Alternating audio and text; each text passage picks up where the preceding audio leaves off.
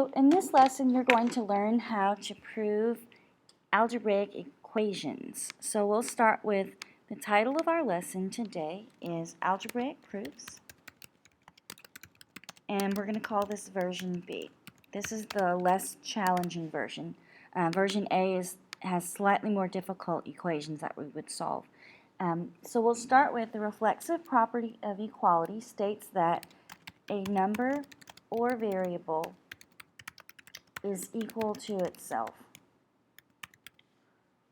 Okay, so for example, I could say that x is equal to x.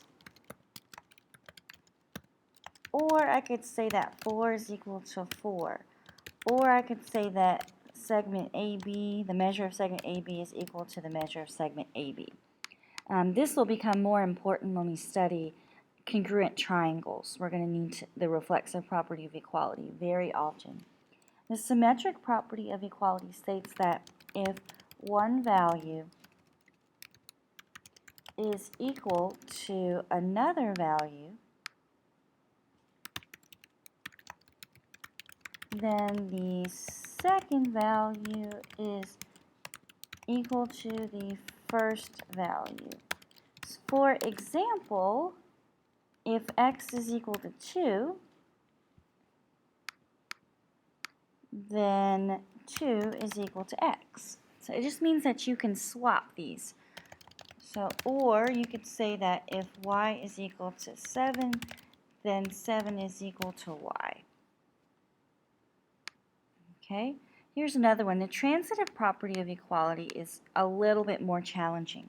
This states that if A is equal to B and B is equal to C, then A is equal to C. So what you're saying is two things are equal, A and B. If that's true, and if the second item B is equal to something else, we'll call it C, then the first and last two things, A and C, are equal to each other. So these two second things need to repeat here, and the first and third items are equal to each other. So here's another example.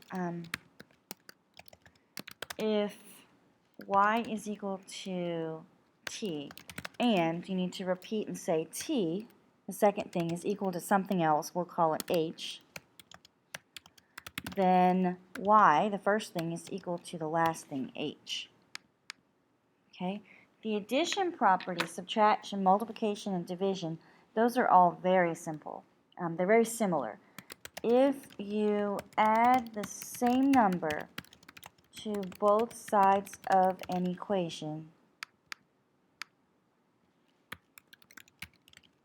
then the equation remains true. Okay, that just means, remember from algebra, whatever you do to one side, you do to the other.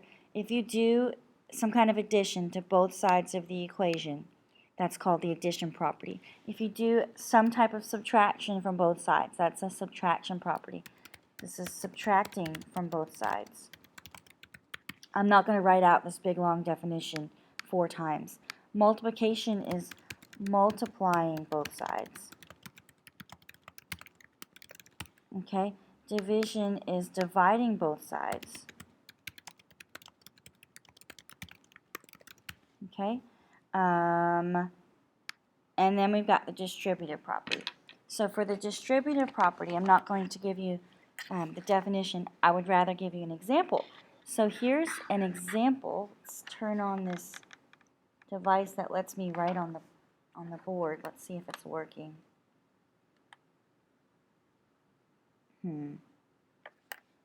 Okay. I am going to write it out this way then. Okay, so the distributive property is, for example, 5 times x plus 4.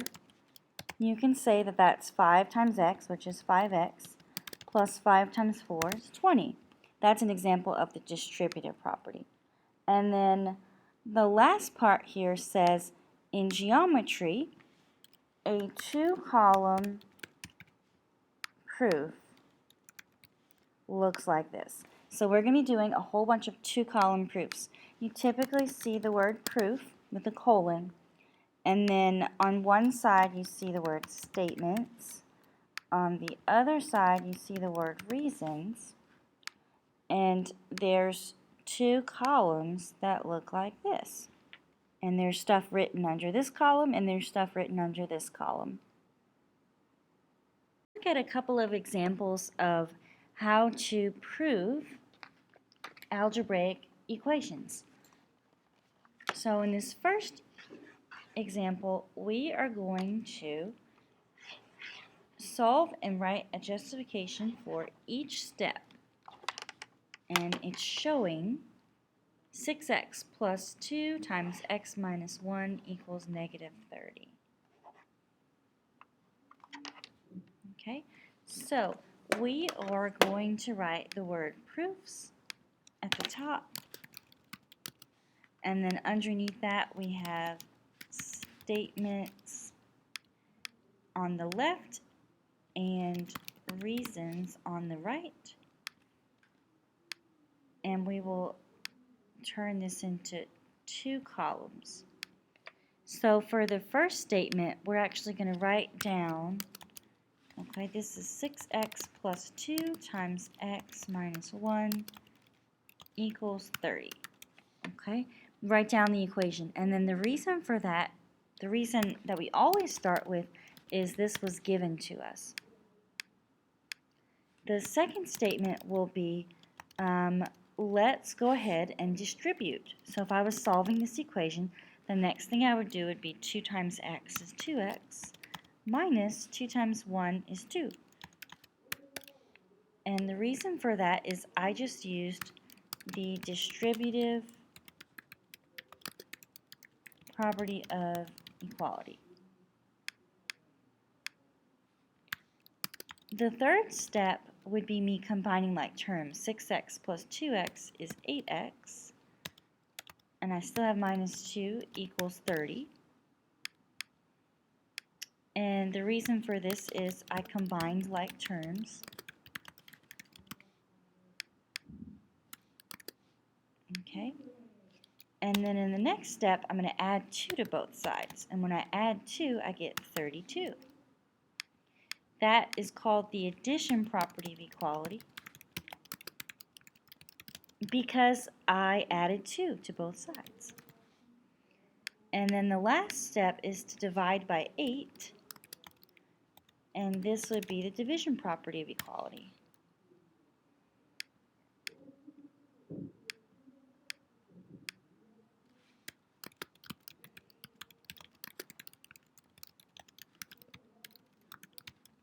And that is showing an algebraic proof. That's how you would prove x is equal to 4 for this equation. So here's another example, example 2. It's the same sort of thing. We're going to write a proof. And on the left we will have statements, and on the right we have reasons. And the first thing we do is we copy down the given equation. So first we will start with negative 2 times 3x minus 1 equals 7 times 4x plus 12. And our first reason is this is given to us. The second thing we'll do is the next step of the equation, which for us is going to be to distribute. Negative 2 times 3x is negative 6x. Negative 2 times negative 1 is positive 2. And I have 7 times 4 is 28x. And 7 times 12 is 84. And this is called the distributive property.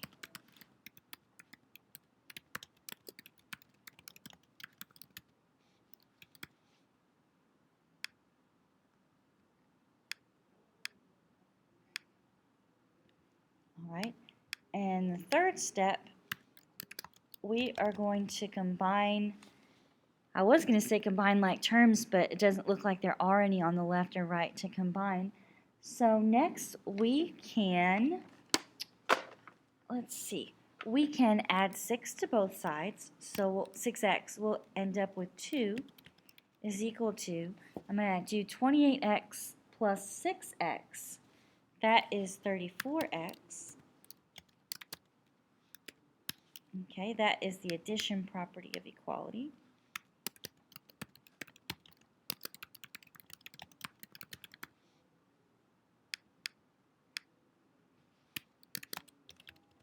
For the next step, I could subtract 84 from both sides, which would leave me with negative 82 equals 34x. Or, yes, equals 34x. And that would be the subtraction property of equality.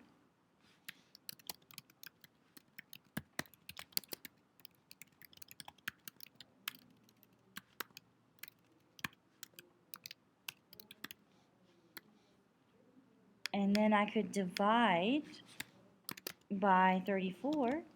So I'd end up with negative 82 over 34 equals x.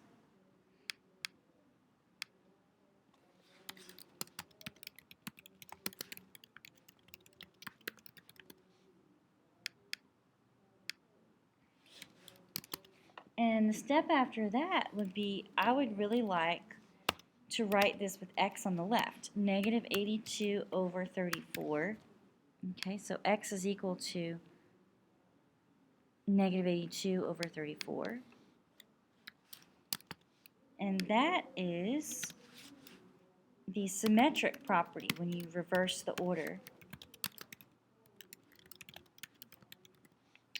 And the last step is, I would really like to simplify this fraction as much as I can, which is simplified to negative 41 over 17. And I simplified the fraction. So I'm going to say simplify the fraction is my reason. Okay, so that is yet another example of how to prove algebraic equations. And we've got one last example that we can do for practice. This will be a great opportunity for you to pause the video and try this on your own, but I'm going to go ahead and do this one now. Okay, so I have as my first statement 7x plus 9 times x minus 3 equals 12x minus 10, and that's given to us.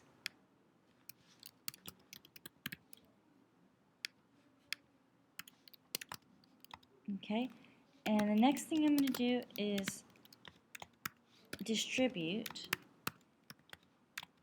and I end up with 7x plus 9 times x is 9x, 9 times negative 3 is negative 27. This is the distributive property of equality.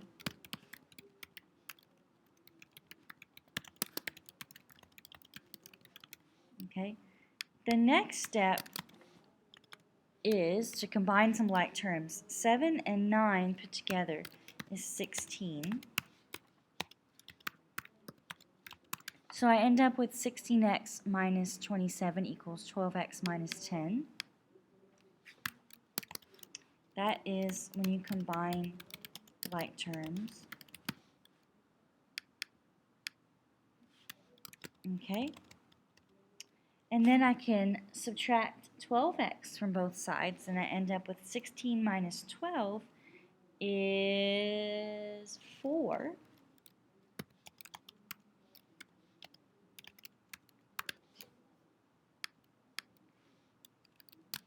So that was when I subtracted, subtraction property. Okay. After that, I can add 27 to both sides. Let's see, that would be 17. Okay. So that's adding, which is the addition property.